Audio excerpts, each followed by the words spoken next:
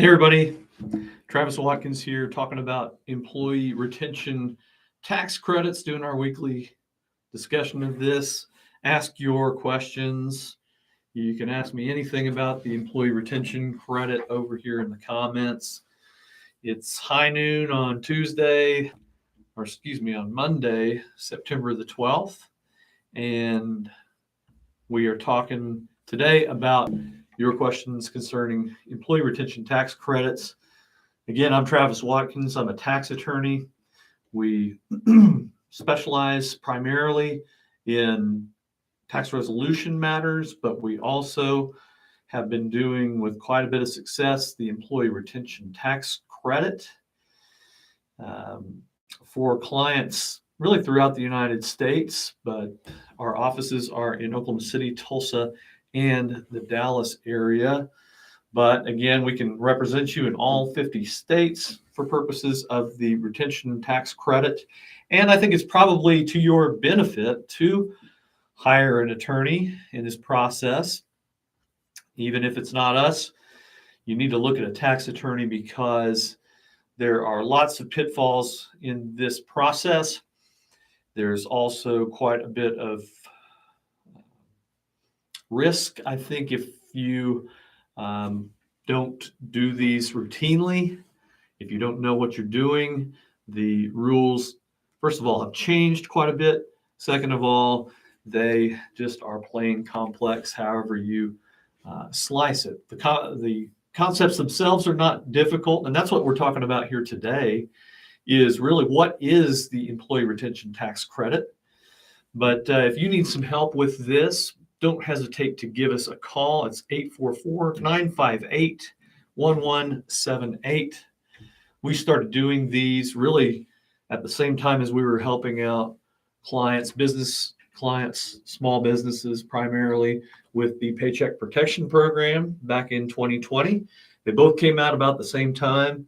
There was, as I mentioned, some confusion with that process because initially the SBA, the IRS was saying you can either take one or the other. You can take Paycheck Protection Program or you can take Employee Retention Credit. And at that point, it kind of looked like you could be eligible maybe for some deduction of your payroll taxes during that period of time. And when you match that side by side with Paycheck Protection Program, which was touted and was really free money with some strings attached, of course, as far as what you could spend it on, most business owners said, look, I got to run over there. I got to focus my attention on the Paycheck Protection Program. And it's just too important. And there's too many people. It was a feeding frenzy.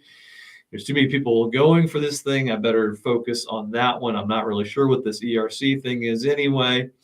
And then later, some savvy CFOs and HR professionals started looking at this thing and saying, hey, this might be worth taking a look at again. But again, it was still kind of murky. And there were three real major overhauls to this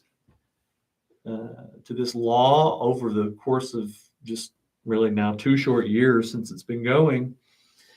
It's time to start looking at it again because a lot of people, we're just shocked at how many business owners don't know anything about this credit at all.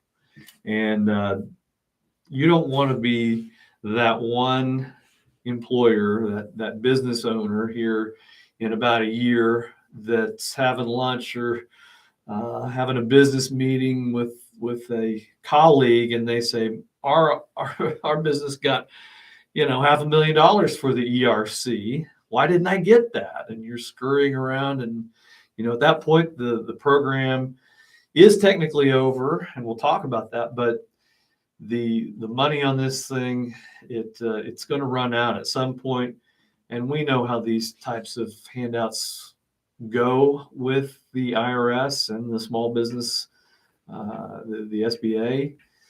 It's subject to change. It's subject to going away really at any point. So get on this thing, figure out what it is, and if you're entitled to it, you're only going to get one shot at this thing. So get on it. Let's figure out if you qualify, and let's just jump right into whether or not you do. Let me give you a little bit of background on this.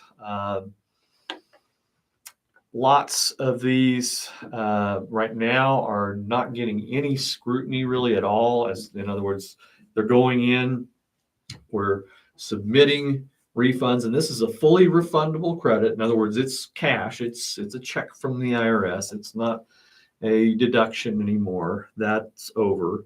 This is real cash. This is real money that can come to you if your business qualifies. The biggest thing that we hear on the way in for qualifying employers is, do I have to have had employees? A little bit of confusion there because PPP, there was some bleed over with independent contractors and owners. Really small businesses were able to qualify for PPP. Not so in ERC. You've got to have you got to have employees first of all to qualify. One nice thing about this, however, if you do have employees, this applies really to just about every business that there is, including nonprofits, church organizations. The path is wide here for who qualifies for the ERC credit. The history of this thing, it started with the 2020 CARES Act. That's the same thing that created quite a few of the stimulus programs, including the Paycheck Protection Program. The ERC in that first round, it applied to employers of 100 employees or less. And what you would be qualified to get under 2020 was 50% of the eligible wages, including certain eligible healthcare costs, up to $10,000 per employee per year. So what that comes out to be is really $5,000 per employee per year. The qualified wages run from March the 13th of 2020 all the way till the end of 2020, up through December 31st of 2020. Now, little catch here. There is a few weeks there in, from February 13th till the end of March of 2020. From January to, let me back up. Since it starts with March the 13th, there's a few weeks there in Q1 that you could qualify for the Q1 2020 ERC credit. However, they're not going to allow you to amend for ERC purposes that first quarter. So if you have Q1, switch it over to Q2 of 2020. Back in the day, really up until December of 2021, the way to claim this was on a 7200 form that the IRS had. That form has been retired, which adds to more confusion with employers, I believe, because it now looks like, if you read the typical or the actual language of the 7200 form, it looks like ERC is completely dead. It is not completely dead. There's just a different way now to claim it. Okay. So that in a nutshell is 2020. One cool thing about 2020 that we'll talk about here in just a second again is that you can tag on additional quarters once you qualify for one up until that qualification no longer applies in any given quarter in 2020. I'll talk about that here in just a second, but let's move on to 2021. That appropriation was, the previous one was only supposed to go through the end of 2020. It got extended through the Consolidated Appropriations Act of 2021. It ups the employee threshold from 100 as the top end all the way to 500 now. It also ups the amount that you can qualify for per employee. It goes up to 70% of qualified wages, including certain health care costs, all the way up to $10,000 per employee, but it's per quarter and not per year. Okay, so much bigger potential in 2021 than 2020 because, again, 2020 was $10,000 per year, and 2021 is $10,000 cap per quarter. So that's where you get the what you probably have heard on television or radio, that up to $28,000 per employee. So it's really $7,000 because it's 70% of 10,000 per quarter, for a total of 4 full quarters. There would be $28,000. So that's where that $28,000 per employee number comes in. All right. Last thing on the legislative history of this thing, the background of it is that along towards the end of 2021, Congress did the American Rescue Plan Act, and that, in essence, stopped the eligible quarters for most employers. Okay. The only way you can include quarter 4 of 2021 is if you are a startup business. Okay. And startup business has some different qualifications as well. You can't have more than $1 million in gross receipts, for instance. So for most employers, unless you started up in 2021, you are not going to be eligible for that fourth quarter. Okay. So we talked about 7200 form, the old thing that used to be able to take the credit on, that was your application. 7200 IRS form is now retired. And with this, with the changes to the law, the fourth quarter of 2021 would be all you could take the ERC for. However, you can in 2022 and 23 and 24 and some months, maybe even of 2025, you can apply for the ERC retroactively back into the past for 2020 and 2021. Okay, that's a big deal because a lot of people are under the misimpression that because of those confusing changes to the law, that this thing is all done. And they've heard that even from some, unfortunately, some professionals that deal with taxes every day. Let me say it clearly. You can still apply for the ERC retroactively. Okay. Here are the qualifications for qualifying for the ERC now retroactively. First of all, and any of these things, I'm going to give you 3 of them. Okay. Any of these things can be true to apply for a quarter of the ERC credit. Okay. First one is pretty straightforward. You've probably heard of it. If you've heard of the ERC at all, you know that a full or partial shutdown will qualify your business for the ERC. And what does that mean? It means that there was a governmental order, either some federal, state, local legislation that shut you down. In the opening volleys of this thing, that meant that you were a non-essential business, as that term applied from jurisdiction to jurisdiction. So there was a full or partial shutdown that caused your business to be shut down by government order. Okay, that qualifies your quarters that those facts were true, full or partial shutdown. Second is another popular one that you may have heard of. It's reduction in gross receipts. Okay, so what that means is it's different for both 2020 and 2021. Let's talk about 2020 first.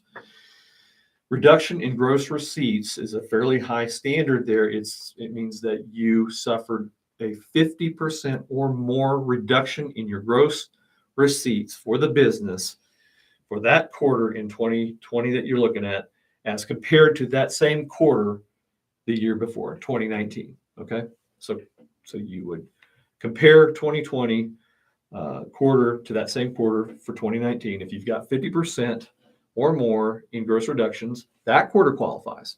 Okay. So let me tell you the cool part that I alluded to earlier as it relates to 2020 and the gross reduction in receipts qualification. You would if you qualify for one of them, you would qualify for any quarters after that in 2020 up to the time that your business only had a 20% reduction in gross receipts. Okay. So the standard actually goes down, down, down once you have qualified one of those quarters. Okay. So if one quarter you had a 60% reduction and the next quarter you had a 30% reduction as compared to 2019, you're going to get that first quarter, you're going to get the next quarter, and you'll also get the quarter following that one, because it's the first quarter following, it ends the first quarter following a 20% reduction in gross receipts. Okay, so cool thing about 2020. The only downside to 2020 for eligible employers is you only qualify, your employees only qualify up to 50% of their gross wages, including healthcare costs, up to $10,000 per employee per year. Okay, that's 2020 gross receipt reduction. 2021, the bar goes down again. You still compare 2021 quarters that you're looking at to that same quarter in 2019, not 2020, 2019, and it only has to be a 20% reduction in gross wages. Okay, so a little easier qualification as it relates to gross receipts, and you should definitely learn that rule and apply it like that. Okay, I've talked to you about the first two qualification sets, that being for full or partial shutdown by government order. Second one being gross receipt reductions. Now the third one is supply chain disruption. Okay, and in a nutshell, what does that mean? That means that there was some shutdown from some third party that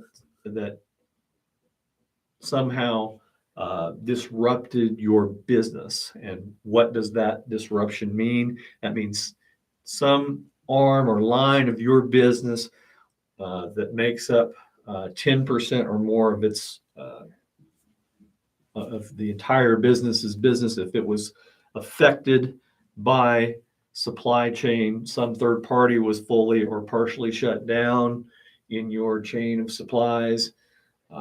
It's a very broad, very vague term, subject to a lot of interpretation. The IRS help on this even says so. It says that this is going to be subject to the facts and circumstances of every case. And what does that mean? I'll be honest with this thing. It means that if you get audited on this, you need an advocate, not just somebody who just does calculations only. You're going to need an advocate to go to bat for you to show the IRS that you had a supply chain disruption in there. Okay. So those are the three qualifications. You can mix and match them. In other words, one quarter of 2020 might be a full or partial shutdown. Another one might be a gross reduction in receipts. And a third one might be supply chain, or you might have supply chain overlapping with another one. The great part about this is you can apply them in the employer's favor to make sure that that quarter qualifies. Okay. The big change in all of this, the way that you can apply these retroactively now that the quarters are technically over, that are in the analysis for ERC, you now file them on a 941X as opposed to the 7200 form with the IRS. 941X has been revamped. That's your quarterly payroll return report with the IRS. And it now has boxes that you can check that you're taking the ERC for certain quarters for a certain year. And you do have to fill out there what is the reason that you're amending this 941X. Whenever you see X, means it's an amended return of an original return. And you have to give a reason why you're amending, even though you've already checked which quarters are going to that you're amending for. You have to say why you're doing it. And it's my experience that the best way to do this is to simply say, in order to take the ERC credit. Don't give them more information than you have to. Okay. One last thing to look out for in this process. I would caution everyone to get caught up to speed on if you took the Paycheck Protection Program for any certain times. There were 2 rounds of this. You have to subtract out from your calculations for ERC, you have to subtract out the amount of forgiven wages that were PPP wages. Okay. Now, you can get PPP in 1 quarter or 2 quarters and get forgiveness in those 1 or 2 quarters and still qualify for ERC in that, because ERC credits are not or no longer just mutually exclusive with PPP credits. You do have to, however, subtract out what you got as an employer for your employees for wages under PPP. Take that out of your ERC calculation. Now, you'll want to be real careful with your forgiveness documentation. You got to dig that up. Your bank may have it, your accountant may have it. Hopefully, you've got a copy of it, plus the worksheets as to how it was, how you applied to have it forgiven and how it was actually forgiven. Be careful, because there were some other things that on down the lines in round 1 and round 2 of PPP that they would allow you to spend that PPP money on and still have it forgiven. Non-wages, in other words. There was rent, utilities. There's a whole laundry list of other things that the SBA would allow you to spend that PPP money on. You only have to worry about wages that you had used PPP on that were ultimately forgiven. Okay. All right. That's a lot of information to take in. Send us any questions that you have on this. We're here at noon every Monday, noon Central Time on Mondays to talk about ERC and to answer these questions.